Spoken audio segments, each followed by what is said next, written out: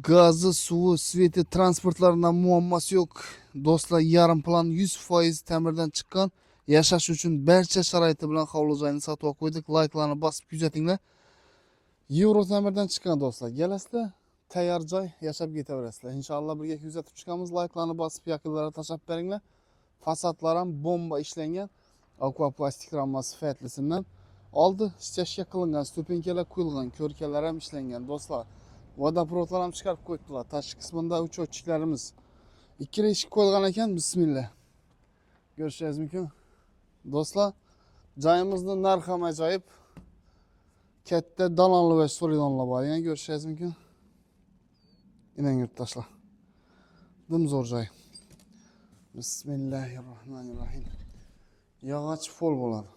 Do'stlar, katta donanli, ko'ringlar.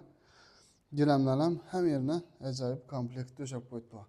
Patologlar ham devaraklari figura berib, galogenlar tashalgan, atachento bo'ylab bo'ladi, yurtdoshlar. Davom katta. Bu yerda rakovinamiz, kafellar ham qo'yibdilar, aynalarda qilgan, avtomatlarimiz bu yerda. Ikkita eshik zala qo'yilgan, sifatli eshiklardan ko'rishingiz mumkin. Nalishnik koronalar bilan dalanda isitish tizimi, registrlarni ham o'rnatib qo'yibdilar, yurtdoshlar. Joyimiz alohida solingan, devorlar o'ziniki. Yog'och fol laklangan bir zalimiz bo'ladi. Zalga kiradigan bo'lsak, shunga chiroyli dizaynda aboylarni tartib, patologlar ham ishlab qo'yibdilar. Döşab gilamlarni do'stlar. Va oynasi ko'chaga qaragan isitish tizimlari bor. Endi katta zalli narsalar so'raydiganadi. Ko'rishingiz mumkin. Lustralarni taqib qo'yibdilar. Aluvchilarga nasib etsin. Bizda bu joyimiz xudo xolasa kelishilinadi ekan. Bahasi do'stlar, Boran zapravkadan kirib kelasizlar. Topur ko'chadan kirib kelgandan keyin. Bu yerda spalnimiz bor. Inang do'stlar, spalniyaga keladigan bo'lsak, bu ham katta tushgan. Обычный yarim planlarda kichkinaroq olinadi. Bu yerda polni katta spalniya garnituri sig'adi. Baland bostirilgan joy. Berladayna regerlar o'tgan. Berlar televizorni zonamiz kombinatsiya qilingan.